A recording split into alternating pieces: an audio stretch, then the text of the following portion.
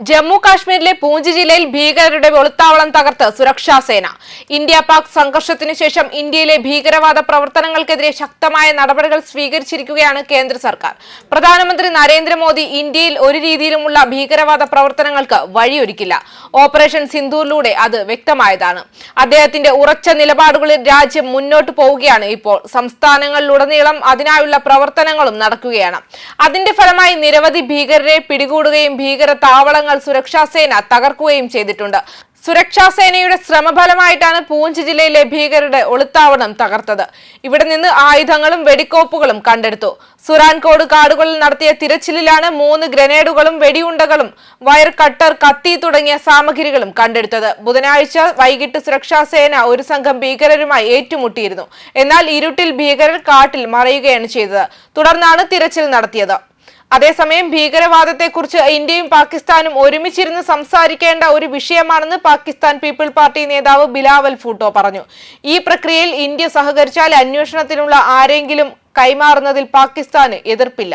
സയീദിനും അസറിനുമെതിരെ പാകിസ്ഥാനിൽ രജിസ്റ്റർ ചെയ്ത കേസുകൾ തീവ്രവാദ ധനസഹായവുമായി ബന്ധപ്പെട്ടതാണെന്നും അതിൽ വിചാരണകൾ നടക്കുന്നുണ്ടെന്നും ബിലാവൽ വ്യക്തമാക്കി.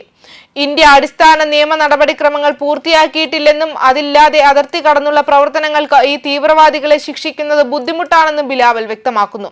കൂടാതെ ഇന്ത്യ ഇതുവരെ തെളിവുകളും സാക്ഷികളും നിയമപരമായ പിന്തുണയും നൽകിയിട്ടില്ല. ഇന്ത്യ ഇത് ചെയ്യുന്നതുവരെ വിചാരണകളും ശിക്ഷാവിധികളും ബുദ്ധിമുട്ടായി തുടരുമെന്നും അദ്ദേഹം വ്യക്തമാക്കി.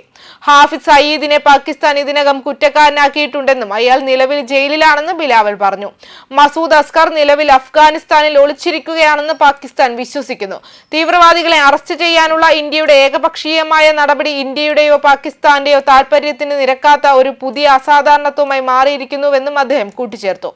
അതേസമയം 26/11 മുംബൈ ആക്രമണത്തിന്റെ പ്രധാന ഗൂഢാലോചനക്കാർക്കെതിരെ കർശന നടപടി സ്വീകരിക്കണമെന്നും പാകിസ്ഥാനോട് കൈമാറണമെന്നും ഇന്ത്യ നിരന്തരം ആവശ്യപ്പെട്ടുകൊണ്ടിരിക്കുകയും ഇരു രാജ്യങ്ങളും തമ്മിലുള്ള ബന്ധം വളരെ കാലമായി സംഘർഷഭരിതമായിരിക്കുകയും ചെയ്യുന്ന സമയത്താണ് ബിലാവലിന്റെ പ്രസ്താവന.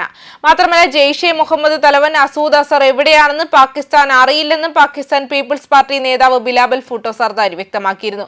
പുതിയ അടവു നയങ്ങൾ പുറത്തെടുക്കുകയാണ് പാകിസ്ഥാൻ പാർട്ടി നേതാവ്. കഴിഞ്ഞ ദിവസങ്ങളിൽ പാക് സൈനിക ഉദ്യോഗസ്ഥൻ തങ്ങളുടെ ബന്ധം ഊട്ടിയുറപ്പിക്കുന്നതിനായി ബംഗ്ലാദേശിൽ ഭീകരവാദികളെ കാണാൻ രഹസ്യമായി പോയി എന്ന വിവരങ്ങൾ പുറത്തു വന്നതിന് പിന്നാലെയാണ് ഇപ്പോൾ ഭൂട്ടോ മസൂദിനെ കുറിച്ചുള്ള കാര്യങ്ങളുമായി മുന്നിട്ടിറങ്ങിയത്. അത് ഇന്ത്യക്ക് മേൽ അടിച്ചേൽപ്പിക്കാനുള്ള ശ്രമവും ഇതിന്റെ പിന്നിലുണ്ട്. ഇന്ത്യ തെളിവ് നൽകിയാൽ അസ്ഹറിനെ അറസ്റ്റ് ചെയ്യാൻ പാകിസ്ഥാൻ തയ്യാറാണെന്നും ഇതുവരെ തെളിവുകൾ ലഭിച്ചിട്ടില്ലെന്നുമാണ് ഭൂട്ടോ വ്യക്തമാക്കുന്നത്. ന്യൂസ് ഡെസ്ക് കർമ്മ ന്യൂസ്.